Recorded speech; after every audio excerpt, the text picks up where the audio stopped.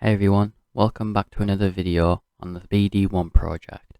This will be the final video and I'm going to use this to go through all of the design of the droid and reflect on what I can do in the future if I decide to make it and how it will be better.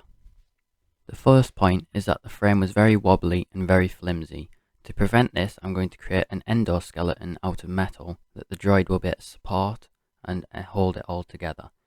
I will also use this to help the motion of the droid and make it walk and crouch a lot better.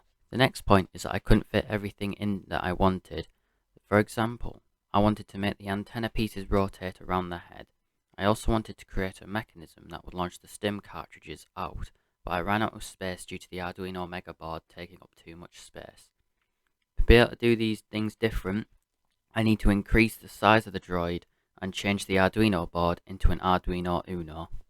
Third point is that I need to pay more attention to detail. The first thing that I need to do is paint the detail bits. The second is that I need to add more structural detail in between the legs and on inside the head. So that's the main pieces that I can improve on.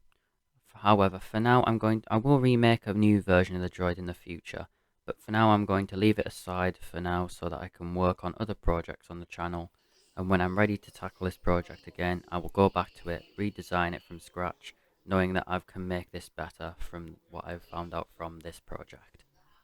So that's everything for this video. Thank you for watching, and if you enjoyed, please leave a like and subscribe so you don't miss out on any of the other videos or projects like this one.